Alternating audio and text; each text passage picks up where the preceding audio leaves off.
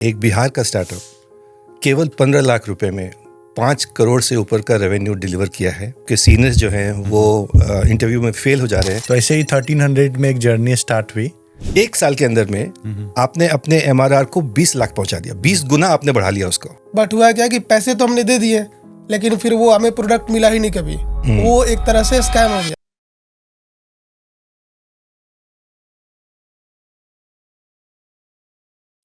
Welcome to this podcast on a frugal master class in SaaS। 2007-8 से हम सुनते थे कि कुछ लोगों ने अपने डॉर्म में US में या अपने घर में कुछ सॉफ्टवेयर बनाया, कुछ दोस्तों को वो ट्राई करवाया, कुछ आसपास के फ्रेंड्स को ट्राई करवाया और धीरे धीरे ऑलमोस्ट $1 मिलियन की रेवेन्यू बना ली और एक बड़ा SaaS कंपनी बन गई। और हमेशा सोचते थे कि क्या इंडिया में हो सकता है। आज मुझे इतनी खुशी हो रही है बताते हुए कि एक बिहार का स्टार्टअप केवल 15 लाख रुपए में 5 करोड़ से ऊपर का रेवेन्यू डिलीवर किया है। और उनका जो जर्नी है, उनकी जो स्ट्रैटेजी है, उनकी जो टैक्टिक्स है, इस पूरी जर्नी में कैसे उन्होंने इतने कम पैसे से इतना बड़ा रेवेन्यू डिलीवर किया है और अभी फंडिंग भी रेज किया है, इसके बारे में आज हम एक मास्टर क्लास करने वाले हैं उनके साथ, ताकि आप लोगों को पता चल पाए कि आपको अपनी स्टार्टअप में कैसे सेम टैक्टिक्स या सेम स्ट्रैटेजी अपना सकते हैं। Piyush, Vikas, founders of Englishaari, welcome to this podcast. Thank you sir. Thank you so much. सबसे पहले तो बहुत बहुत बधाई कि आपने फंड रेज किया अभी। कैसा लग रहा है फंड रेज के बाद?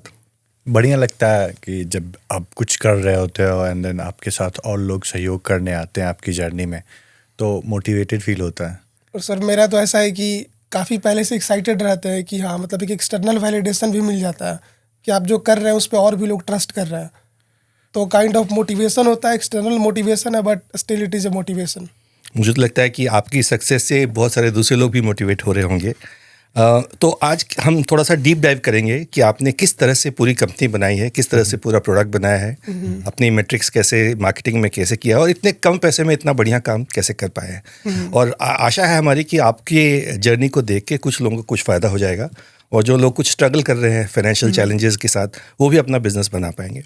तो सबसे पहले विकास आपसे, क्योंकि आपने कई बार बोला है कि आप IIT खड़गपुर गए थे किसी इवेंट में, वहाँ आपको इंग्लिश बोलने में तकलीफ आई। आपने मुझे ये भी बताया था कि आपने देखा कि आपके सीनियर्स जो हैं वो इंटरव्यू में फेल हो जा रहे हैं क्योंकि इंग्लिश कम्युनिकेशन उनकी बहुत अच्छी नहीं थी। फिर आपको ख्याल आया कि ये काम आप शुरू करेंगे। ये तो आपने बताया, लेकिन उस पेन से एक जो MVP बनता है वो कैसे बना, ये इसकी जर्नी जरा समझाइए। जब हम लोग कॉलेज में खुद अपनी इंग्लिश स्पीकिंग की प्रैक्टिस कर रहे थे, तो मैं कई सारे ऑनलाइन इंग्लिश के टीचर्स, इंग्लिश सीखने वाले लर्नर से कनेक्ट किया through social media and then after a certain time 8-10 वाले लोगों की एक नेटवर्क बन गई थी जहाँ पे हम लोग इंग्लिश की प्रैक्टिस करते थे। एंड देन उसमें से कई लोग ऐसे भी मुझे रीच आउट कर रहे थे कि जिनकी इंग्लिश मुझसे भी वीक थी थोड़ी, एंड देन वो बोल रहे थे मेरे साथ प्रैक्टिस करिए, थोड़ा मुझे हेल्प कर दो। तो आफ्टर 2-3 वीक्स तो ऐसे लोग थोड़े और हो गए, 5-10। इनकी मैंने व्हाट्सएप ग्रुप बना दी एंड थोड़े बहुत चार्ज लेने लगे, क्योंकि मैं भी एक इंजीनियरिंग का स्टूडेंट था, तो हमेशा दिमाग में था कि भाई कुछ करके थोड़े पैसे आ रहे हैं तो कर लेते हैं। And then within 1 month मैं ये आइडिया लेके पीयूष के पास गया कि मैं ऐसे कुछ कर रहा हूँ। तो पीयूष, उससे मैंने वेबसाइट बना दी एक 1300 के इनिशियल इन्वेस्टमेंट से, वर्डप्रेस की हेल्प से, GoDaddy से डोमेन एंड होस्टिंग लेके। तो ऐसे ही 1300 में एक जर्नी स्टार्ट हुई एंड देन 1-2 मंथ्स में ऐसा लगने लगा कि जो हमारे पास क्वेरीज आ रही है वो बढ़ रही है। तब हमने डिसाइड किया और ज़्यादा इन्वेस्टमेंट करने की। तो ये क्वेरीज कैसे बढ़ी? मतलब आपने इन्वेस्टमेंट बना लिया, आपने वर्डप्रेस में छोटा सा वेबसाइट बना लिया, आपको कब पता चला कि हाँ ये एक बिजनेस हो सकता है? तो जैसे जो हम लोग कॉन्वर्सेशनल, हमारी चूँकि इंग्लिश लर्निंग प्लेटफॉर्म है और हमारा ना स्पीकिंग का प्लेटफॉर्म है, तो जो कॉन्वर्सेशन के वीडियोस होते थे जो टीचर लर्नर कर रहे हैं या फिर 2 लर्नर कर रहे हैं, वो हम लोग यूट्यूब पे डाला करते थे, चूँकि पैसा वहाँ लगता नहीं है, 0 कॉस्ट है। तो वहाँ से ना कमेंट बॉक्स में लोग आकर के टाइप करते थे कि मैं पे करना चाहता हूँ, इसके लिए आप मेरे लिए भी अरेंज करवा दीजिए। तो वहाँ से ना कुछ लोग पे करने शुरू कर दिया और उसके बदले उनको हम लोग सेशंस प्रोवाइड करते थे, चाहे वो टीचर के साथ हो या फिर कोई ऐसा लर्नर हो जिसका इंग्लिश उनसे ज़्यादा बेहतर है।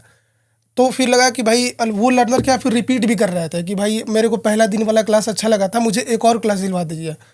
तो लगा कि इसके लिए लोग पे भी कर रहे हैं और इसमें इंटरेस्ट भी लोग शो कर रहे हैं। और जब 40-50 क्लास होने लगा, दिन का कोई 15-20 क्लास भी होने लगा, तब लगा कि हाँ मतलब ये एक ऐसा चीज़ है जिसके लिए लोग पे कर रहे हैं और इसके लिए और भी लोग पे कर सकते हैं अगर मार्केट में जा करके पूछे तो यहाँ से लगा कि अब ये MVP हमारा रेडी है, लोग इसके लिए पे कर रहे हैं और भी लोग पे करना चाहते हैं। आप MVP बोल रहे हो, लेकिन मैं इसको PMF बोलूँगा, क्योंकि प्रोडक्ट मार्केट फिट जो हम SaaS में बोलते हैं, यही स्टेज है जहाँ पे लगे कि सबकी डिमांड है ये चीज़, और जो आप सोल्यूशन दे पा रहे हैं कि आपसे बढ़िया जो इंग्लिश बात कर रहा है वो आपको हेल्प कर पा रहा है, वो एक सोल्यूशन है, आपने एक बना लिया, तो प्रोडक्ट और सोल्यूशन दोनों एक दूसरे से मार्केट फिट हो गए। और अगर 3 महीने के अंदर में 20-25 डेली आपके कॉन्वर्सेशन होने लगे तो ये दिखा रहा है कि ऑलरेडी ये है। तो जो लोग इसको देख रहे हैं वो ये समझें कि केवल आपके आइडिया से ये स्टार्टअप नहीं बनेगा। जब आप अपना आइडिया मार्केट में लेके आओगे, जितनी जल्दी लेके आओगे और जिस यूज़र के लिए लेके आओगे, उस यूज़र को जब यूज़ करने लग जाएगा और उस सोल्यूशन से उसको फ़ायदा होगा, वो बोलेगा मुझे और चाहिए, तब जाके प्रोडक्ट मार्केट फिट आपका आता है। तो लगता है कि प्रोडक्ट मार्केट फिट आपका बहुत ही जल्दी आ गया। लेकिन आपने मुझे ये भी बताया था कि जैसे जैसे वो आपका थोड़ा सा बढ़ा, वैसे वैसे टेक फेल करना शुरू कर गया। तो टेक अब पहले इंपॉर्टेंट नहीं था, पहले केवल जो उसकी प्रॉब्लम, जो लोगों की प्रॉब्लम थी वो इंपॉर्टेंट थी और सोल्यूशन इंपॉर्टेंट था, और मिनिमल टेक था आपका, क्योंकि आप व्हाट्सएप में वगैरह, जूम वगैरह शेयर कर रहे थे, है ना। लेकिन बाद में टेक थोड़ा सा प्रॉब्लमेटिक बन गया। तो वो कब स्टेज आई कि टेक लगा कि नहीं, टेक अब प्रॉब्लम हो रहा है? मैं ना चीज़ों को मैनुअली नोट डाउन करता था पेन एंड पेपर से। दिन के 10-12 क्लास है तो लर्नर से पूछता था किस समय पे क्लास लेनी है, टीचर से पूछता था आप कब अवेलेबल हैं, एंड दोनों को एक Skype meeting common link share करता था, जिस तरह से क्लासेस होती थी।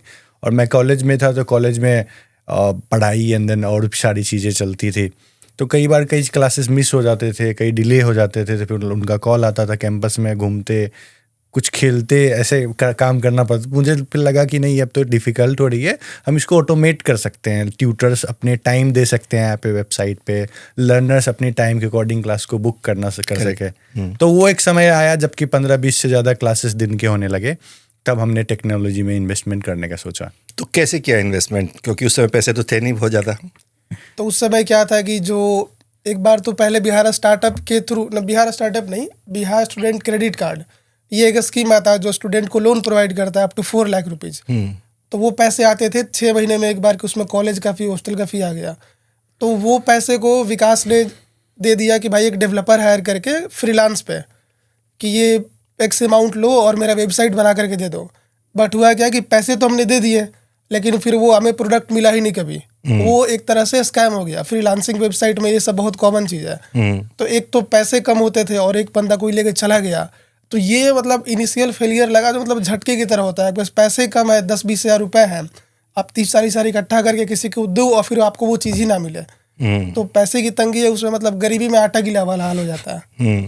ये भी एक अच्छी लर्निंग है, मुझे समझ में आता है कि जब आपके पास रिसोर्सेज की कमी हो, पैसे की कमी हो फॉर एग्जांपल, और आपका ऑलरेडी बिजनेस चल रहा है, डिमांड है, और आपका टेक फेल हो रहा है, तो ऐसा लगता है कि किसी से करा लेते हैं हम।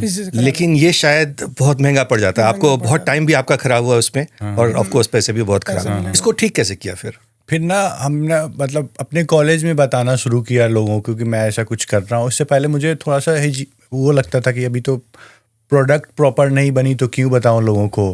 बट आफ्टर टाइम लगा कि नहीं, अगर मैं बताऊंगा तो मुझे फीडबैक ही मिलेंगे और कुछ न कुछ मतलब प्रोडक्ट इम्प्रूव करने के चांसेस मिलेंगे। तो मैंने कई सीनियर्स को बताया।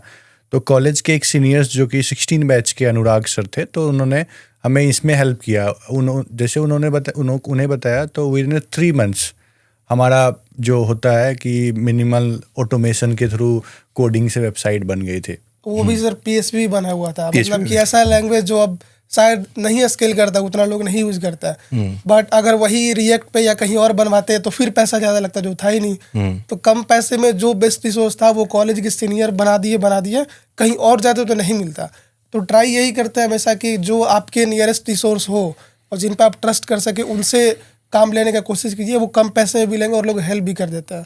आपको नहीं लगा कि पहला वेबसाइट आपने 7 दिन में बना लिया था, 3 महीने तक लग गया, बहुत टाइम ज़्यादा लग गया? नहीं, कोडिंग वाली चीज़ों में जब आप वो करते हो तो टाइम ज़्यादा लगता है थोड़ा सा। और ये मैं चाह रहा था कि लोग समझें इसको, कि जब आप रियल प्रोडक्ट बनाते हो और एक कस्टमर पेन को समझ के, सोल्यूशन को समझ के रियल प्रोडक्ट बनाते हो, तो टाइम लगता है उसमें। बहुत सारा टाइम मैं देखता हूँ कि स्टार्टअप मेरे पास आते हैं, बोलते हैं कि 1 महीने में हमने कुछ बना लिया, 1.5 महीने में हमें कुछ बना लेना है। ये जल्दीबाजी में आपका काम खराब हो जाता है। तो जिस प्रोडक्ट में जहाँ पे आपको पूरा अंडरस्टैंडिंग है कि मुझे क्या बनवाना है, उसमें 3 महीने 4 महीने भी लग जाए तो कोई बात नहीं, क्योंकि वो आपको स्केल करने में बहुत बड़ी मदद करेगा, है ना। हाँ, और वो प्रोडक्ट ऐसा नहीं कि आप 3 महीने में बना दिए तो कंप्लीट हो गया, उसमें डेवलपमेंट फीचर्स तो ऐड होते ही रहेगा। और मैं इनिशियल 1 साल तो इन चीज़ों में बर्बाद हो गया, और अगले 1 साल उसी प्रोडक्ट से 50-60 हज़ार के इन्वेस्टमेंट में वो काम पूरा हुआ, अगले से 1 साल तक बनता भी गया। And then we decided to build in house team, क्योंकि फ्रीलांसिंग एंड देन एजेंसी ये लॉन्ग टर्म सॉल्यूशंस नहीं है if you want to build a world class product. तो जब ये प्रोडक्ट बन गया, उसके बाद फिर मार्केटिंग में कैसे इंप्रूवमेंट किया आपने, कहाँ से शुरू किया? क्योंकि आपने बोला था कि इनिशियल सारा का सारा फ्री मार्केटिंग था, एक हसल मार्केटिंग था कि हम कितना बढ़ा सकते हैं, क्योंकि पैसे हाथ में थे नहीं। कैसे क्या क्या किया आपने, बताइए जरा। तो इनिशियली जो हम लोग का बेस्ट फ्री मार्केटिंग टूल था वो था यूट्यूब। वहाँ पे वीडियो डालेंगे, कोई पैसा नहीं लगता है, तो बस आपके अंदर थोड़ा कॉन्फिडेंस रहे कि हाँ कैमरे पे बोल करके वीडियो बना सकते हैं। और हमारे लिए एडवांटेज ये था कि हम लोग कॉन्वर्सेशनल वीडियोस डालते थे। फॉर एग्जांपल एक टीचर एक लर्नर का है, वो हमने वीडियो डाला, किसी पे मान लो 400-500 व्यूज आ गए, तो 1-2 क्वेरी आ गया, और कॉन्वर्सेशन हम लोग को होता ही था ऑलरेडी प्लेटफॉर्म पे, तो वो हमने वीडियोस डाला एज मच एज पॉसिबल। तो वीडियो डालने से होता है क्या, व्यूज आते हैं, व्यूज से ट्रैफिक आएगा, ट्रैफिक से जो इंटरेस्टेड होगा और वो कन्वर्ट भी होगा। ऑर्गेनिक मार्केटिंग का एक और बेस्ट बेनिफिट ये है कि वहाँ से जो लोग भी आता है ना, वो थोड़ा सा ज़्यादा इंटरेस्टेड होता है as compare to paid marketing के। क्योंकि ऑर्गेनिक में क्या होता है कि लोग खुद ढूंढता है वीडियोज़ को और रिसोर्सेज को, पेड में खुद हम लोग पुश करते हैं यूजर के साइड में, तो वहाँ से यूज़र जो आते थे पे भी करते थे अच्छा खासा। तो ये सबसे यूनिक तरीका था और फ्री तरीका था कि यूट्यूब पे वीडियो डाला करके और रेवेन्यू लेकर के आ रहे हैं वहाँ से। अच्छा, बहुत सारे लोग जब स्टार्टअप में इस स्टेज पे होते हैं, उनको लगता है कि लिंक्डइन में हम 4 पोस्ट डाल देंगे तो हमारे पास कस्टमर आ जाएगा। आपने यूट्यूब सेलेक्ट किया। यूट्यूब सेलेक्ट किया। क्या रीज़न था यूट्यूब सेलेक्ट किया? और ये बड़ी इंटरेस्टिंग आप बोल रहे हो कि अगर 40-400 व्यूज़ भी हो जाए तो उसमें से 1-2 लीड्स अगर आ जाती हैं आपके पास, तो कैसे आपने वो 400 व्यूज़ भी कैसे लगाई? क्योंकि बहुत सारे लोग यूट्यूब पे वीडियो डाल देते हैं और कोई देखने वाला नहीं होता है उसमें। सो डिपेंड करता है ना, वहाँ पे कुछ पैरामीटर्स वगैरह। फॉर एग्जाम्पल आपका थंबनेल कैसा है, अगर आपने थंबनेल में कुछ वैसा चीज़ ही मेंशन किया है जो यूज़र ढूंढ रहे हैं। फॉर एग्जांपल अगर हमने ऐसे मेंशन किया है कि tips to speak English fluently, तो इस पे भी व्यूज़ आएंगे। But how you can speak English fluently, इस पे ज़्यादा व्यूज आने के चांसेस एज कम्पेयर टू पहले वाले का। अब चलो मान लो आपने थंबनेल क्रैक कर लिया कि आपने CTR लेके आ गया, आपको 100 में से 2% CTR आपके पास आ रहा है, तो अब जो वीडियो का पहला 5 सेकंड है वो इंपॉर्टेंट होता है कि जो आपने थंबनेल पे लिखा है क्या वो चीज़ आप 5 सेकंड में दे रहे हैं। अगर मान लीजिए मैंने थंबनेल पे लिखा है ABC और वीडियो का स्टार्ट में हो रहा है XYZ से, लोग वहाँ डिस्कनेक्ट फील करते हैं। तो जो थंबनेल है और जो आपका वीडियो स्टार्ट हो रहा है, अगर वो सेम चीज़ रहता है तो लोग थोड़ा वीडियो ज़्यादा देखते हैं, और कई लोग पूरा देखते हैं। 400 व्यूज मतलब बहुत, 400 आपके सामने 400 लोग खड़ा कर दें अगर, तो कितना ज़्यादा लगेगा। तो सेम चीज़ वीडियो के साथ भी है, आप 400 लोगों को दिखा रहे हैं, बहुत ज़्यादा चीज़ है। और जो CTR पता है ये बहुत की इंपॉर्टेंट है यहाँ पे। तो हम SaaS में हमेशा देखते हैं, पूछते हैं लोगों को कि भाई आपके फर्स्ट 10 कस्टमर्स चाहे B2B में हो या फर्स्ट 100 कस्टमर्स B2C में हो, कब मिलते हैं, कैसे मिलते हैं? आपके पहले 100 कस्टमर कहाँ से आए? यूट्यूब एक हमारे लिए सबसे बेहतर चैनल था, क्योंकि एक हमारा वीडियो एजुकेशनल प्लेटफॉर्म, और यूट्यूब पे भी एजुकेशन के लिए लोग जाते हैं, थोड़े सीरियस लोग जाते हैं जो लर्निंग से रिलेटेड चीज़ें सीखते हैं, और गूगल के पास सबसे ज़्यादा डेटा भी है, तो उसके अकॉर्डिंग वो रिकमेंड करता है चीज़ें। और अगर आप जो कर रहे हो उसको सबसे सही तरीके से दिखा सकते हो, हमारे लिए वीडियो फॉर्म ही था। और अभी तक आपके पास कोई पैसे नहीं है। अब जब ये सब करने के बाद आप 1 लाख रुपए के MRR पे पहुंचते हो, मंथली रेवेन्यू रेट, जो मंथली का एक आपका रेवेन्यू है, उसके बाद आपको बिहार सरकार का पैसा मिलता है और एक इन्वेस्टर भी मिलता है। मैं हूँ आपका इन्वेस्टर हूँ, ये भी डिक्लेयर कर दूँ कि मैंने इन्वेस्टमेंट की थी और मुझे बहुत मज़ा आ रहा है इनके साथ काम करके।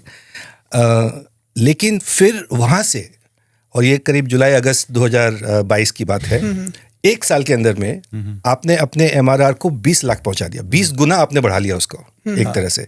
और ये कमाल की बात है कि मतलब आप 20x ग्रोथ आप जो है 1 साल के अंदर कर पा रहे हो। इसका मैजिक क्या है? इसमें क्या सीखना पड़ा, क्या करना पड़ा? पहले मार्केटिंग की बात करते हैं। तो पीयूष, मार्केटिंग में आपने क्या एक्सपेरिमेंट किए, कैसे 1 से 20 का क्या फॉर्मूला है, कैसे बताएंगे लोगों को? सबसे पहला तो जो हमने ऐड स्पेंड करा था ना, मेटा पे हमने ऐड चलाने शुरू किए थे, और वो 80 रुपीज़ का ऐड चलता था, क्योंकि उससे नीचे आप चला ही नहीं सकते हैं। हमारा था कि भाई 50 रुपये का ऐड चल रहा है, लेकिन 80 से नीचे हो नहीं सकता था। तो ये 80 डेली, 80 रुपये पर डे का। और इसके बाद फिर गया था कि आप 80 रुपये तो चलिए आप ऐड स्पेंड कर रहे हैं, बढ़िया चीज़ है, बट 80 रुपये आपको क्लिक कितना आ रहा है? 10-15 क्लिक आ रहा है बट वहाँ कन्वर्जन कम होता है। तो जैसे ये पैसा मिला तो हमने ये 80 रुपये का जो एड स्पेंड था उसको 400-500 रुपये पर डे पे लेकर के गए, ताकि जब क्लिक अगर ज़्यादा होगा तभी तो लोग आएंगे। और फिर हमारा क्या था कि जो ऐड चल रहा है, जो ऐड क्रिएटिव जो लोगों को सर्व कर रहा है, फिर उसका पैरामीटर मुझे मिलने लगा कि मैट्रिक्स मिलने लगा कि फॉर एग्जांपल ये वाले ऐड का CTR जो है वो 2% है, इसका 0.2% है। कि इसका मतलब ये है कि 0.2% CTR वाला ऐड वो बेकार है, उसको बंद कर दीजिए। अगर वहाँ और आप पैसा लगा रहे हैं मतलब पैसा आप जला रहे हैं। तो ये कुछ पैरामीटर्स हैं। CTR मेरे को सबसे बेस्ट पैरामीटर लगता है आपके इनिशियल ट्रैफिक के लिए, बट बाद में और भी चीज़ मैटर करेगा। फॉर एग्जांपल अगर कोई बंदा कम पैसे में आ रहा है बट वो आगे कन्वर्ट ही नहीं हो रहा है तो फिर वो एक मेजर प्रॉब्लम है। बट एड स्पेंड की बात करें तो 400-500 रुपये पर डे था। फिर हमने उसमें पैरामीटर जज किया, जैसे CTR मैंने बताया। फिर डेमो किस ऐड से ज़्यादा आ रहा है, फिर किस ऐड पे कहाँ पे लोग ड्रॉप कर जा रहा है वो बताता है। मेटा हर एक चीज़ आपको बताता है कि ये ऐड पे इतने बार देखते देखते लोग ड्रॉप कर जाता है। वो सब पैरामीटर, डीप पैरामीटर जज करके फिर हमने 500 से 1000 रुपये बजट करा, फिर 1500 करा पर डे का। तब जा करके हमें थोड़ा सा ये स्केल करने में हेल्प मिला। अब स्केल करने में एक प्रॉब्लम और आता है कि आपने अगर आज ऐड बजट 500 रखा है, कल आप 800 बजट कर रहा है, तो फिर आपका ना रिटर्न ऑन एड स्पेंड कम हो जाता है, जो एक सब लोग को फेस करना पड़ता है। तो इसका सिंपल रीज़न ये है और सिंपल सॉल्यूशन भी है कि आपको पैनिक नहीं करना है। 3-4 दिन जब भी बजट बढ़ाते हैं तो मेटा गूगल का सिस्टम ही ऐसा है कि वो नया ऑडियंस के पास जाता है, फिर वो उसको ना और ऑडियंस को डीप डाउन करेगा कि भाई अब 10,000 लोग को मैंने ऐड दिखाया, इसमें से 6,000 लोग को हटा दीजिए, बाहर कर दीजिए, क्योंकि ये अनइंटरेस्टेड थे। अब 4,000 लोगों को फिर से रिटारगेटिंग ऐड दिखाएगा। तो ऐड स्पेंड बढ़ाने पे आपका CTR ये सब चीज़ पैरामीटर बेकार होता है, बट डाउन द लाइन वो चीज़ सही होता है। अगर आप तो इसका मतलब है कि ये जो ऐड है ये मेटा पे चल रहा था, पहले आप यूट्यूब पे थे, उसके बाद आप मेटा पे आ गए। यूट्यूब में अभी तक कोई पेड एडवर्टाइजिंग नहीं हो रही। यूट्यूब पे गूगल एड्स चलता था, गूगल एड्स चलते थे, बट जो हमारा ऑर्गेनिक तरीका था वो हमने वैसे ही रखा। अब पैसे मिलने के बाद हमने उसमें क्या करा कि कुछ और लोगों को पकड़ा जो कॉन्वर्सेशन वीडियोस डालते हैं, उनको पैसे दे करके जैसे 200-250 रुपये मैंने दिया उन्हें और उनसे ऐड करवाया। बट वो ऑर्गेनिकली ही प्रेजेंट कर रहे थे इंग्लिश यारी को, बट हमने उन्हें पैसा दिया था। फॉर एग्जाम्पल अगर जैसे विकास है, ये कोई क्रिएटर है जो कॉन्वर्सेशनल वीडियोस डालता है, तो मैंने बोला कि विकास तुम इंग्लिश यारी पे क्लास लो और उसको अपने चैनल पे पब्लिश करो, बट वो ऑर्गेनिकली जाएगा। बट मैंने बिहाइंड द सीन विकास को 250-300 रुपये क्लास के दे दिया। एक तरह का इन्फ्लुएंसर मतलब एक काइंड ऑफ बार्टर सिस्टम बोलते हैं बार्टर कोलैबोरेशन बोल सकते हैं, जिसमें क्या ना ये ज़रूरी है, क्योंकि हम बहुत समय देखते हैं कि लोग बोलते हैं कि इन्फ्लुएंसर यूज़ करेंगे, बहुत पैसे मांगते हैं, और लोग ढूंढते हैं कि जिसके पास 50 हज़ार या 5 लाख या 50 लाख इन्फ्लुएंसर के हो, उनको पकड़ना है। लेकिन आप बोल रहे हैं कि नहीं, बहुत छोटे इन्फ्लुएंसर के साथ भी शुरुआत में काम किया जा सकता है। 200, 500, 1000 सब्सक्राइबर वाला ये आपसे चार्ज शायद नहीं भी मांगे, उनको कंटेंट चाहिए और आप उनको कंटेंट दे रहे हो। और इंग्लिश ऐसी चीज़ है कि जब वो आके क्लासेस लेते थे वो अपनी भी इंग्लिश स्पीकिंग इम्प्रूव कर रहे थे, तो उनके लिए भी एक सोल्यूशन की तरह था एंड उनके लिए कंटेंट भी बन रहा था, जिससे क्या हो रहा था, हमारा एक ट्रस्ट बन रहा था लर्नर्स के अमंग्स कि भाई ये अच्छी इंग्लिश बोल रही है, यहाँ से प्रैक्टिस कर रही है, तो वो पर्सपेक्टिव लोगों को जाता था। इंटरेस्टिंग।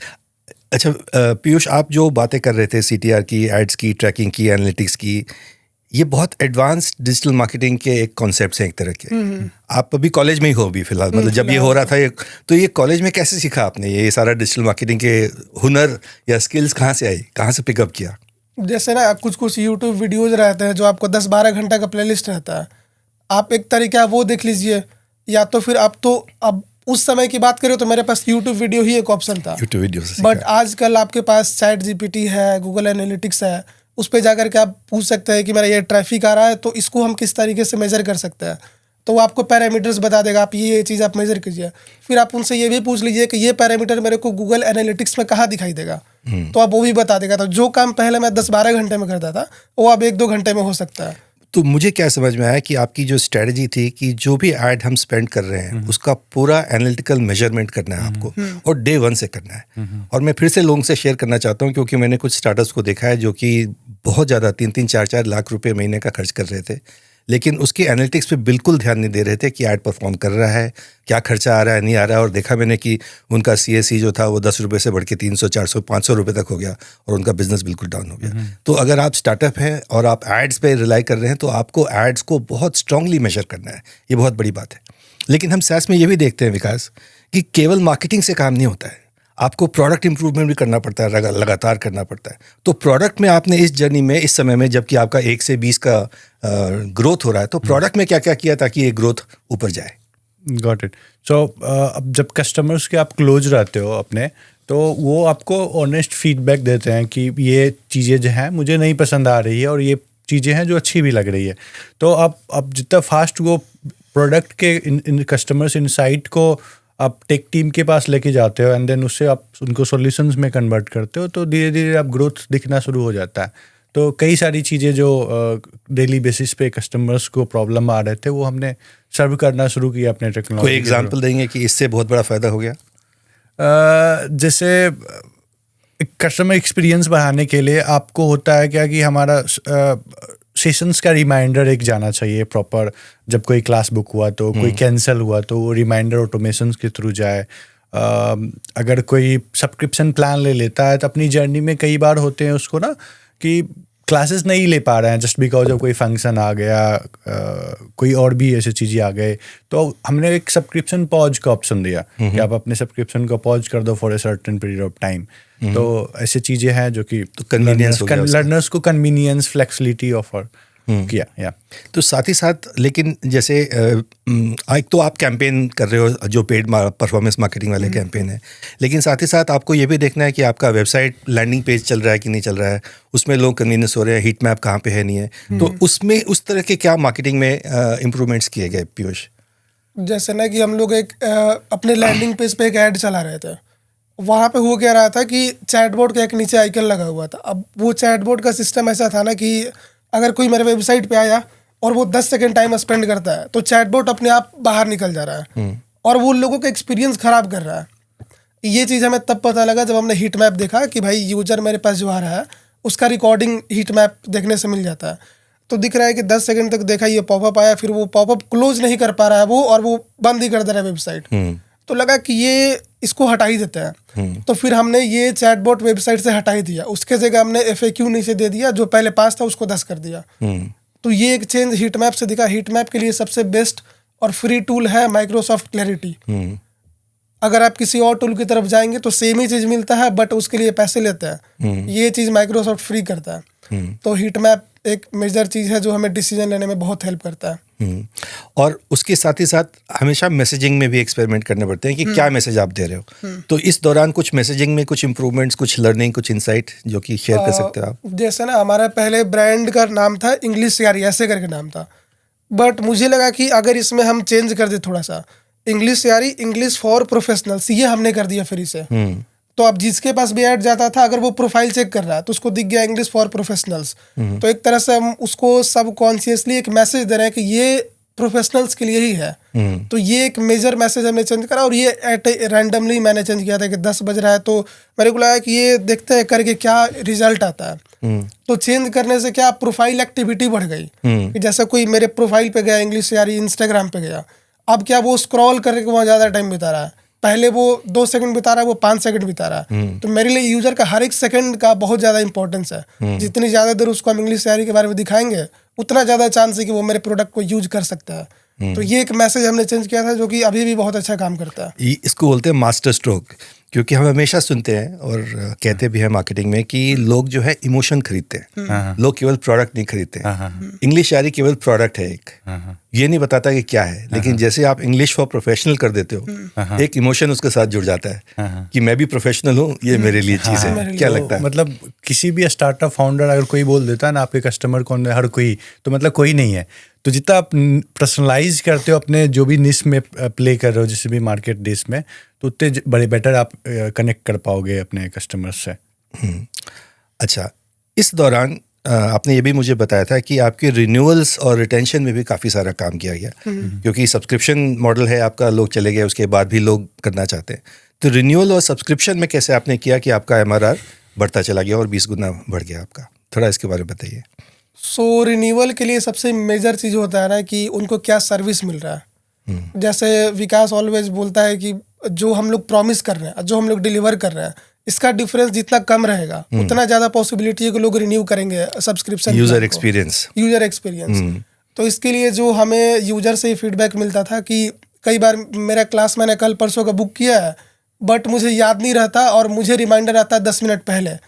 तो फिर हमने क्या करा कि एक दिन पहले रिमाइंड करना शुरू कर दिया कि भाई कल आपका क्लास है।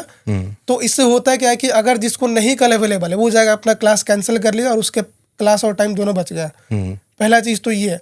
दूसरा ये कि यूजर्स के क्वेरी है, जैसे विकास ने बताया कि वो कहीं किसी के यहाँ चले गए हैं और उनका डेज घट रहा है दिन प्रतिदिन, वो क्लास नहीं ले रहा है, तो फिर हमने सब्सक्रिप्शन पॉज का फीचर लेकर के आया। इसी तरीके से कुछ लोग था कि मैंने अपने टीचर को इन टीचर को चूज किया है बट मुझे ढूंढने में दिक्कत होता है, तो फिर हमने फेवरेट का ऑप्शन दे दिया कि आप टीचर को फेवरेट मार्क कर लो और एक ही बार में आप देख लो कि कौन कौन से टीचर आपके अवेलेबल है। तो ये 2-3 बेस्ट पैरामीटर है। और एक ट्राई और रहता है कि यूजर जो चाहता है वो कितने कम से कम क्लिक में उसको उसके डेस्टिनेशन तक पहुंचा दे। अगर यूजर मेरे से कोई एक रिजल्ट एक्सपेक्ट कर रहा है और उसको वहां तक पहुंचाने के लिए उसको 5 क्लिक हम दे रहे हैं, तो पॉसिबिलिटी है कि 2-3 दिन बाद उसको आलस आ जाएगा, लोग आजकल आलसी हो ही गए। तो हमारा ट्राई ये रहता है कि 3 क्लिक में कैसे वहां तक पहुंचा दे, 2 क्लिक में कैसे पहुंचा दे, क्योंकि ये सब भी चीज़ है जो हमारे डायरेक्टली अफेक्ट करता है चीज़ों को।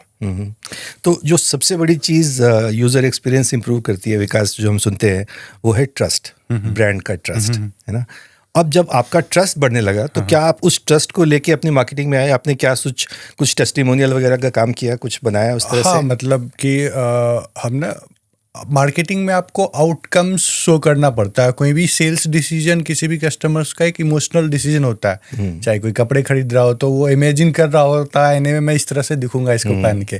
तो उसी तरह हमारे में भी था, अगर कोई कॉन्वर्सेशन इंग्लिश प्रैक्टिस के लिए आ रहा है वेबसाइट पे, तो आप 3 महीने 6 महीने बाद क्या एक्सपेक्ट कर सकते हो? तो कस्टमर्स के टेस्टिमोनियल, रियल जो सेशंस के क्लिप थे, प्रैक्टिस करने के बाद लर्नर्स कैसे इंप्रूव कर रहे हैं, तो वो सक्सेस स्टोरीज दिखाना शुरू किया, जिससे कस्टमर्स का ट्रस्ट डे पर डे बढ़ता गया। Very nice. और तो इस दौरान जब आपका 20 लाख MR था तो आप बता रहे थे कि आप करीब 4 लाख रुपए मार्केटिंग में स्पेंड कर रहे थे, मतलब 5x आपका रोएस चल रहा था इस समय में। ये रोएस धीरे धीरे ग्रो किया होगा, है ना। और इस दौरान CAC और LTV में कैसा था, चल रहा था, मतलब क्या प्रॉफिटेबल था? क्योंकि ये सारा का सारा एक तरह से रेवेन्यू आ रहा था, रेवेन्यू से ही इंक्रीज किया ना सारा का सारा। अभी तो आपके पास केवल 15 लाख रुपए का इन्वेस्टमेंट है ना इस समय में। तो आप क्या CAC और LTV भी मेजर कर रहे थे कि क्या चल रहा है हमारा? हाँ, हमेशा से इस चीज़ पे हमारा साथ हमें ध्यान रहा। जैसे बिजनेस स्टार्ट किया तो ना, स्टार्टअप इंडिया प्रोग्राम करके किसी ने बताया था कि भाई एक कुछ तो ऐसे कोर्स आता है तो आप पढ़ो। तो मैं वीडियोस देख के सीखता था। बिजनेस स्कूल तो कभी नहीं गया, बट बिजनेस बाय डूइंग सीख रहा था। तो समझ में आया कि 1:3 आपका वो रहना चाहिए। तो इस चीज़ को हमेशा ध्यान दिया। और पहले तो ऑर्गेनिकली कर रहे थे, कोई कैक नहीं आ रहा था, पर धीरे धीरे जब जैसे मार्केटिंग का स्पेंड बढ़ाना शुरू कर दिया तो कस्टमर एक्विजिशन के भी थोड़े से कैक आने लगे और बढ़ने भी गए। तो उसको तो हमेशा कंट्रोल में करके रखा। तो पेड मार्केटिंग पे तो हम स्केल करने के लिए आप लगाना ही पड़ते हैं पैसे, बट कैसे आप डिजिटल मार्केटिंग के थ्रू भी, ऑर्गेनिक मार्केटिंग के थ्रू आप उसको कंट्रोल में करके रख सकते हो। तो हमेशा इंस्टाग्राम, यूट्यूब, जो रेफरल के सिस्टम्स थे उस पर फोकस रहा। अभी भी हमारे यूट्यूब पे अराउंड 80,000 सब्सक्राइबर है, इंस्टाग्राम पे 33,000 फॉलोअर्स हैं, लिंक्डइन पे 12,000 फॉलोअर्स हैं। तो हर जगह कांस्टेंट कंटेंट को लेके जाते हैं और जिससे एक ट्रस्ट बनता है। ऑर्गेनिक वाले लोग जब आपके पास आते हैं ना, तो एक ट्रस्ट के साथ आते हैं वो। And after a certain time अगर कोई डिजिटल मार्केटिंग के थ्रू भी आपके पास प्लेटफॉर्म पे आ रहे हैं तो ऑर्गेनिक भी आपके प्लेटफॉर्म को चेक करते हैं कि भाई, और वो हेल्प कर देता है आपको एट द एंड कि भाई जो पेड मार्केटिंग से थ्रू भी आया तो हमारा ऑर्गेनिक प्रेजेंस चेक करके गया, तो ये ट्रस्ट बना दिया। जैसे इसमें एक चीज और ऐड करते हैं, तो मार्केटिंग में एक चीज जो और भी बहुत ज्यादा इंपॉर्टेंट है वो है कि यूजर्स को आप कितनी बार दिख रहा है। फॉर एग्जाम्पल, अगर कोई यूजर किसी ब्रांड को 2 बार दिखता है, कोई 5 बार दिख रहा है, तो जो 5 बार दिखेगा उसका पॉसिबिलिटी ज़्यादा होगा कि उसके प्रति लॉयल रहे या एक बार उसको चेक तो करेगी है क्या ये। तो इस चीज़ को हमने ईजी करने के लिए क्या किया कि अपने ऑर्गेनिक प्रेजेंस को अच्छा करा। अभी हमारे लगभग 1,10,000 से ऊपर सब्सक्राइबर फॉलोअर है क्रॉस और सोशल मीडिया। तो जब भी हम लोग ऐड चलाते हैं तो आजकल लोगों का एक टेंडेंसी बन गया है कि वो पहले उसको सर्च करते हैं गूगल पे। जब भी गूगल सर्च करते हैं तो हमारा यूट्यूब चैनल आता है जिसपे ऑलमोस्ट 78,000 सब्सक्राइबर है, इंस्टाग्राम आता है जिसपे 33,000 सब्सक्राइबर है, फॉलोअर है। तो वो ना लोगों में एक एडिशनल इम्पैक्ट पॉइंट क्रिएट करता है कि ऑलरेडी ये सोशल मीडिया पे बहुत ज़्यादा एक्टिव है, तो ट्रस्ट इन पे कर सकते हैं। तो ये हमारे समझो कि आप जो 7 क्लिक में डिसीजन यूजर लेगा, वो ये 5 क्लिक में करा के दे सकता है। Very nice. अभी मैंने एक प्रेस रिलीज देखा था जो बोल रहा था कि बिहार के बच्चे केरल वालों को इंग्लिश सिखा रहे हैं, कुछ ऐसा उन्होंने पोजीशनिंग किया था। और जब मैं लोगों को बोलता था इनिशियली इंग्लिश शेयरिंग के बारे में तो कहते थे हाँ बिहार में तो इंग्लिश सीखने की बहुत ज़रूरत है, लेकिन मुझे लगता है आपका मेन मार्केट बिहार से बाहर है। तो ये जो ऑप्टिमाइजेशन था रीजन का, ये आपने कब देखा कि जब आपने ऐड चलाना शुरू किया? बहुत सारे लोग जो हैं बिल्कुल पूरे ऑल इंडिया में ऐड चला देते हैं, आपने कब देखा कि आपका ऐड किस रीजन में चल रहा है और किस रीजन में आपको फोकस करना है? सो गूगल एनालिटिक्स एक प्रोवाइड करता है इवेंट, या फिर आप बोल लो कि हर एक पेज पे क्या ट्रैफिक आ रहा है, वो किस रीजन से आ रहा है। तो हमने हमारे वेबसाइट और एप्लीकेशन पे एक इवेंट बना रखा है कि जब भी कोई एक साइन अप करता है और वो कितने पेज को विजिट कर रहा है, तो हमें ये दिखाई दिया कि जो साउथ के लोग हैं, महाराष्ट्र, मुंबई, ये सब के जो मेट्रोपॉलिटन एरिया के लोग हैं, वो ज़्यादा एक्सप्लोर कर रहे हैं पेज को, और वो ज़्यादा डेमो भी बुक कर रहे हैं, सब्सक्रिप्शन भी ले रहे हैं एज़ कम्पेयर टू जो हमारे यूपी, बिहार इधर के रीजन के लोग हैं।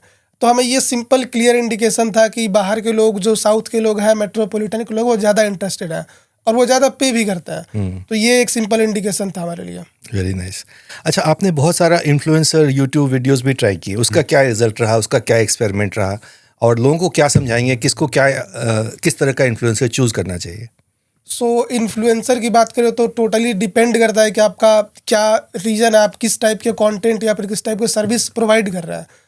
फॉर एग्जांपल हमारा एजुकेशनल है, तो हमने पहले वैसे क्रिएटर को चूज करा जो इंग्लिश के ही निश में है। 2 इनिशियल हमने ऐसे ही चूज करा क्योंकि हमें पता है कि ये परफॉर्म करके देगा और यहाँ से इनपुट मिलेगा ही जरूर कुछ ना कुछ।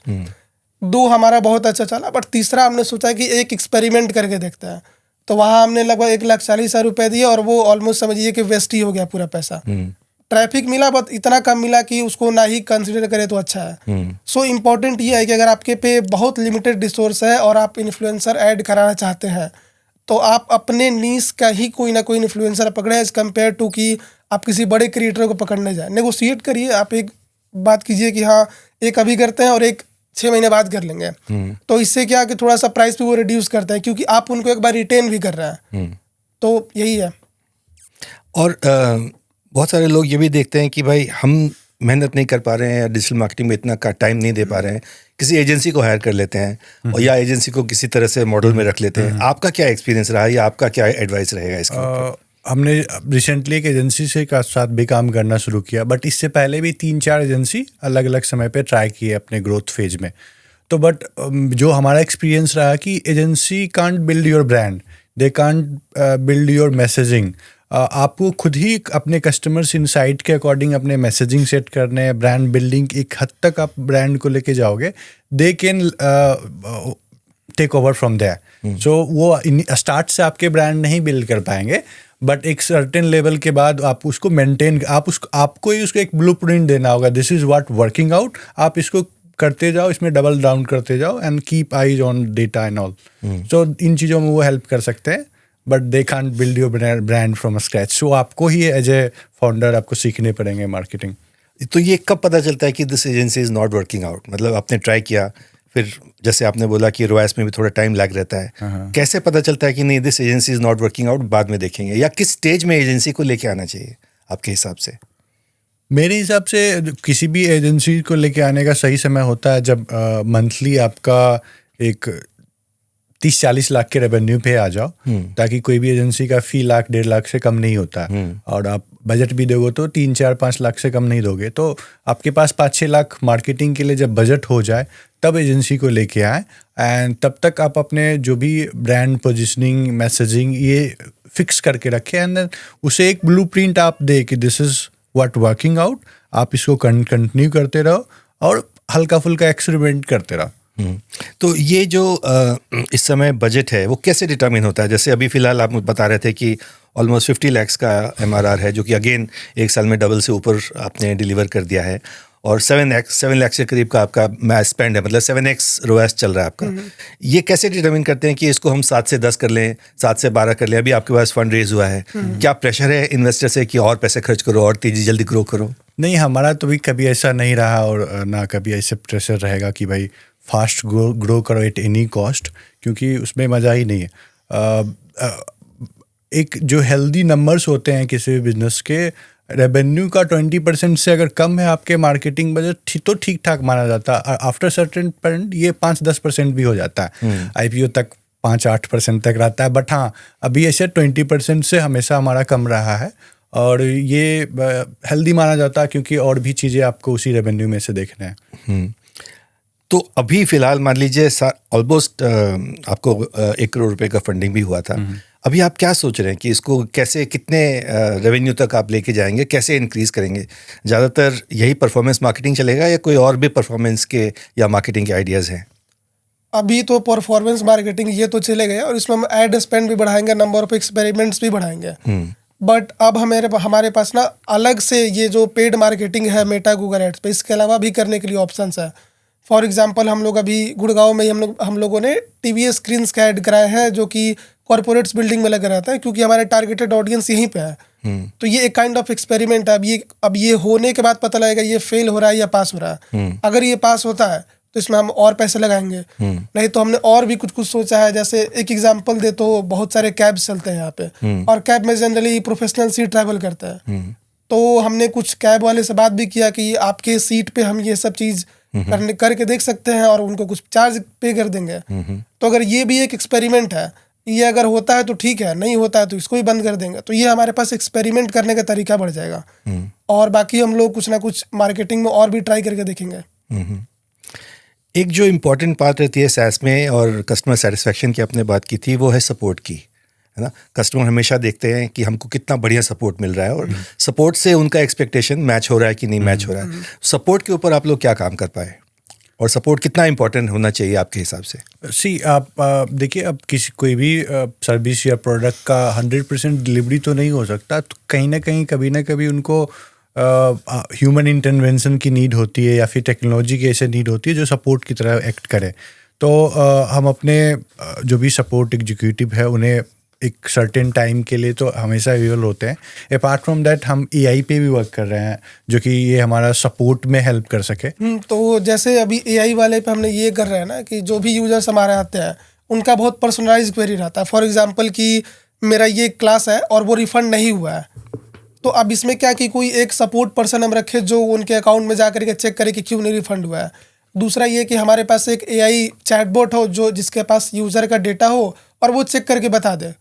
तो ये जो AI वाला बॉट होगा ये हमेशा ज़्यादा यूज़र के लिए प्रेफरेबल होगा कि वो आंसर तुरंत कर देगा, विदिन 10 सेकंड कर देगा।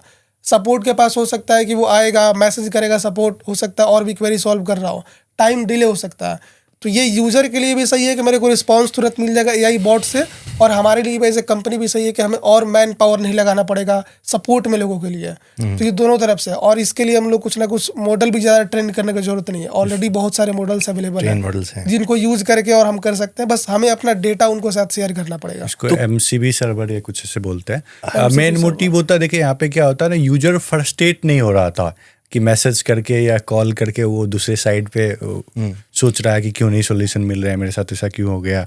बट आप इसको ऑटोमेट कर देते हो, टेक्नोलॉजी से सॉल्व करवा देते हो, तो ना यूजर को वेट करना पड़ेगा ना आपको अपना कॉस्ट बढ़ाना पड़ेगा मैन पावर का। पर आपके बिजनेस में 2 और वर्टिकल्स या 2 और मेजर इश्यूज हैं जो कि सपोर्ट के काम आ सकता है या जहाँ पे ऑडिट की ज़रूरत पड़ती है। एक तो है आपके टीचर्स। तो जैसे जैसे टीचर का वॉल्यूम बढ़ता है या नेटवर्क बढ़ता है, वैसे वैसे उसकी क्वालिटी कंट्रोल, उसकी ट्रेनिंग, उसकी ऑनबोर्डिंग, उसमें भी काफ़ी सारा काम करना पड़ता है। और दूसरा है कंटेंट। तो इन दोनों पे ऐसा आप क्या काम कर पा रहे हो? अभी जो हमारी क्वालिटी है, जो ट्यूटर हायरिंग होती है वो 4-5 स्टेप्स के बाद होती है।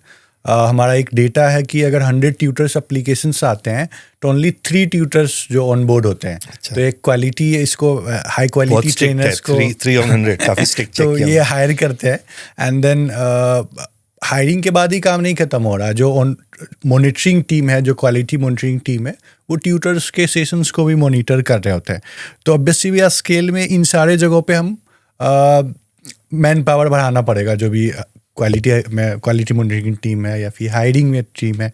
तो यहाँ सारे जगह पे AI को लगा के जो है ना हम ये काम कर सकते हैं कि भाई टीचर लर्नर का एक हेल्दी टॉक टाइम रेशियो होना चाहिए। Main motive is to give opportunity to learner to speak. जो ज़्यादा बोलेंगे तो वो कॉन्फिडेंट फील करेंगे, टीचर्स को भी अपॉर्चुनिटी मिलता है to give them corrections, feedback, and then तो AI तुरंत बता देगा इसको भाई ये टॉक टाइम रेशियो है। AI बता देगा कि टीचर ने वो करेक्ट किए कि नहीं, ऑन स्पॉट एरर करेक्शन जो होने चाहिए वो फीडबैक दिए कि नहीं। तो AI चीज़ से इन चीज़ों को हम करवा सकेंगे। AI को हमेशा फ्रंट पे तो नहीं बट बिहाइंड द सीन हमेशा रखेंगे। We don't want to replace trainers, we want to empower these trainers with help of using AI।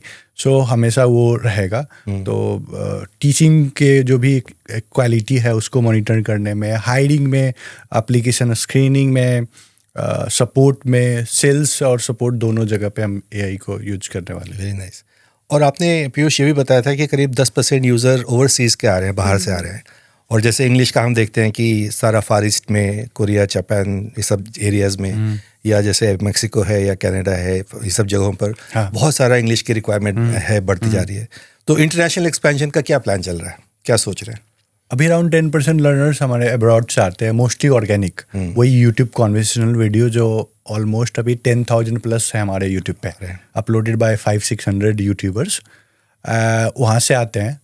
And हमारा प्लान्स है कि इन जगहों पे भी डिजिटल एड्स ट्राई किए जाए, और जो उनके सेशंस बुकिंग की एबिलिटी होती है उसको उसके टाइम जोन के अकॉर्डिंग की जाए, प्राइसिंग को थोड़ा सा ट्विक करके उनके अकॉर्डिंग की जाए। तो इन चीज़ों पे हम वर्क कर रहे हैं ताकि जो हमारा 10-12% का मंथली रेवेन्यू आ रहा है इसको 20-25% तक लेके जा सके by end of this year. So एक अच्छा सा ग्रोथ हमें आउट ऑफ इंडिया से मिल सकता है। Very nice. और साथ ही ऑफ कोर्स आप B2C में ज़्यादा हैं, लेकिन बहुत सारे कॉर्पोरेट जो हैं वो भी चाहते हैं कि उनका वर्कफोर्स एक साथ ट्रेन हो जाए, एक तरह से B2B एक कोई रिलेशनशिप हो जाए ताकि वो भी स्किल हो जाए। उस पर भी कुछ आप लोगों ने काम किया है, कुछ लोग इंक्वायरीज या कुछ बिजनेस आपने किया है B2B पर? Yeah, it's been a year we have been working with B2B clients as well. हमने 4-5 क्लाइंट्स को सर्व किए हैं, उनके सेल्स सपोर्ट टीम के एम्प्लॉयज़ को, उनके IT फोर्स को, जो कि कई सारे ऐसे कंपनीज है जहाँ पे वर्क कल्चर ऐसा है कि किसी एक पार्टिकुलर स्टेट के नहीं है, दूसरे स्टेट्स और कंट्री के भी लोग हैं। तो ऐसे वर्क प्लेस पे, ऐसे वर्क कल्चर में आपको अपने आइडियाज़, अपने थॉट्स, आपने जो काम किया उसको प्रेजेंट करने के लिए उसको बोलना ही पड़ेगा फ्लुएंटली, क्लियरिटी के साथ। तो वो सारे जो भी B2B के कंपनी, जो हमारे पोटेंशियल क्लाइंट्स हो सकते हैं, जैसे सारे सर्विसेज बेस्ड ट्रैवलिंग के कंपनीज हो सकते हैं, IT form, health care sectors, तो इनको हम ट्राई कर रहे हैं ऑनबोर्ड करने का। We have already build technology to serve them, उनके मैनेजर्स के लिए एडमिन डैशबोर्ड, ताकि वो अपने एम्प्लॉय के प्रोग्रेस ट्रैक कर सके, किसने क्लास लिया, कितना क्लास लिया, क्या इम्प्रूवमेंट है। सो हम B2B के लिए भी अब रेडी हैं, ऑलरेडी कई क्लाइंट्स को सर्व कर रहे हैं, और B2B से हमें ग्रोथ देखने को मिलेगा। Very nice. और फाइनली जैसे हम देखते थे कि आपने एक बार बोला भी था कि शुरू से ही आप CAC to LTV का 3 का रेशो लेके चल रहे थे। अभी क्या चल रहा है आपका? अभी प्रॉफिटेबिलिटी कितना, कैसा दिख रहा है आपको? अभी हमारा CAC वर्सेज जो LTV का रेशियो है अप्रोक्स 6-7x तक का है। 7x? हाँ। तो वो चीज़ें हमेशा मेंटेन करके रखना है। कस्टमर लाना हमेशा एक कॉस्टली होता है, उसको जितना फ्रूगली आप कर सको वो करने की कोशिश करें। एक बार वो आ जाता है तो आप कोशिश करो एक हेल्दी रिपीट बन सके, क्योंकि बिजनेस सक्सेस का मंत्रा ही है एक इंक्रीजिंग रिपीट रेट। वो मिलेगा तभी एट द एंड आप प्रॉफिट, वो मार्जिन बना पाओगे। तो वो हमेशा से हमारा रहता है और उस पर फोकस रहेगा। तो मैंने शुरू किया था ये बोलते हुए कि आपने 15 लाख का ऑलमोस्ट 5 करोड़ रेवेन्यू कर दिया, जो 30 टाइम्स हम माने या 32 टाइम्स माने। अभी आपको 1 करोड़ रुपया फंडिंग में मिला है, तो क्या हम उम्मीद करें कि आप 40 करोड़ के रेवेन्यू तक पहुंच जाओगे इस फंडिंग के साथ? जी जरूर, मतलब अगले 2 फाइनेंशियल ईयर में 40-50 करोड़ के एनुअल रेट पे हम जरूर होंगे। तो इसी पर एक बार समरी करते हैं इसका। ये कहानी है एक बहुत ही फ्रूगल, बहुत ही स्मार्ट, बहुत ही ग्राउंडेड स्टार्टअप की, जिसने YouTube से डिजिटल मार्केटिंग सीख के और पूरा उसमें अपना एनालिटिक्स का वो लगा के, और SaaS के जितने भी गाइडलाइंस हैं या बेस्ट प्रैक्टिसेस हैं उसको ना जानते हुए भी एक तरह से फॉलो किया इन्होंने। पहले अपना MVP बनाया, फिर PMF डांडा उसके ऊपर निकाला, फिर अपने पास के कस्टमर से किसी तरह हासिल करके रेवेन्यू बनाया, फिर उस रेवेन्यू को 20 गुना बढ़ा लिया उन्होंने, और अब जो है फंडिंग भी उठा ली और पूरे स्केल के मोड में है। तो बहुत बहुत बधाई आपको पीयूष और विकास, और हम चाहेंगे कि एक बड़ा स्टार्टअप बने। ये आपके इंग्लिश कॉन्वर्सेशन से बिहार को कुछ फ़ायदा होने वाला है, या आपको लगता है कि बिहार में अभी लोग तैयार नहीं है? नहीं, फ़ायदा तो होगा ही होगा। हम लोग भी कर रहे थे, तो कई लोगों से सीख रहे थे। मेरा मानना है लोग आपको कहीं बेहतर सिखाते हैं rather than books and all. तो आप लोगों की जर्नी पढ़ते हो, सीखते हो, तो कुछ ना कुछ आप अपने काम के लिए निकालते हो एंड देन अपने अकॉर्डिंग अपने बिजनेस में इम्प्लीमेंट करते हो। तो कई लोग हैं जो बिहार में भी एक स्टार्टअप का थोड़ा बहुत इकोसिस्टम बन रहा है और कर रहे हैं, इंजीनियरिंग कॉलेज के स्टूडेंट्स कर रहे हैं, तो उनको कई सारी चीज़ें सीखने को मिल सकती है हमारी जर्नी से। एंड हमें भी जब भी अपॉर्चुनिटी मिलता है तो ये सारी चीज़ें, चाहे वो लिंक्डइन पोस्ट या फिर वीडियो या रील्स के थ्रू पीयूष ने भी करना शुरू किया है, तो हमेशा ये करने का रहेगा। Very nice. जब रोडवेज का सक्सेस शार्क टैंक पे आया था, तो बहुत सारे बच्चे मेरे पास आए थे कि हम भी दिलखुश की तरह अपना बिजनेस करना चाहते हैं। मैं चाहूँगा कि बहुत सारे इंजीनियरिंग या दूसरे कॉलेजेस में जो बच्चे पढ़ रहे हैं वो इंग्लिश शायरी की सक्सेस देखें और कॉलेज से ही बिजनेस या स्टार्टअप करने का सोचें। अगर 30% बच्चे हमारे कॉलेज से करने लगेंगे तो जो सरकारी सेवा का भूत हमारे बिहार में है शायद थोड़ा सा कम हो जाए और बिहार की इकोनॉमी थोड़ी बड़ी हो जाए। Thank you so much. इसी पे एक चीज़ सर, जैसे सरकारी सेवा वाली चीज़, 3 दिन पहले एक स्टार्टअप था, आपने ही रेफ़र किया था, वो लगभग ठीक ठाक रेवेन्यू करने लगा, 50-60 ऑर्डर कंप्लीट किए। तो उसके फैमिली से ये प्रेशर आ रहा है, उनके जो भी कजन है, तो उनका कहना है कि बीटेक करके आप बैलून फुला रहे हो। तो ऐसी चीज़ें शायद एक समय के बाद बंद हो जाए, ताकि स्टार्टअप फाउंडर्स जो कि जिनको मोटिवेशन एंड सपोर्ट की ज़रूरत होती है इनिशियल फेज में, तो वो मिल सके, ना कि ऐसे कमेंट्स मिले। नहीं, वो एक लड़की फाउंडर है जो कि एक बहुत छोटी सी जगह से बिहार से बढ़िया बिजनेस कर रही है और अब पटना की तरफ जाने की कोशिश कर रहे हैं। तो Piyush, thank you for coming here. कुछ आपको लास्ट में समरी करनी है या कुछ संदेश देना है लोगों को? मुझे ऐसा लगता है कि जो कोई भी स्टार्टअप कर रहा है, अगर ये सोच के करेगा कि लोग क्या बोलेंगे, तो फिर कभी कर ही नहीं पाएगा। और हम लोग को भी यही था कि कॉलेज में है, कोई प्रेशर है नहीं, बोलने वाले तो लोग हैं लेकिन बोल के कुछ होने वाला है नहीं, तो काम करते रहेंगे और आगे बढ़ते रहेंगे। बहुत बढ़िया। तो thank you so much Vikas, thank you so much Piyush for coming today. And I hope that आप लोगों को पसंद आया होगा और आप लोगों को समझ में आया होगा कि आप अपने स्टार्टअप में सेम चीज़ कैसे अडॉप्ट कर सकते हैं और कम रिसोर्सेज में बड़ा काम करके दिखा सकते हैं। Thank you so much. Thank you.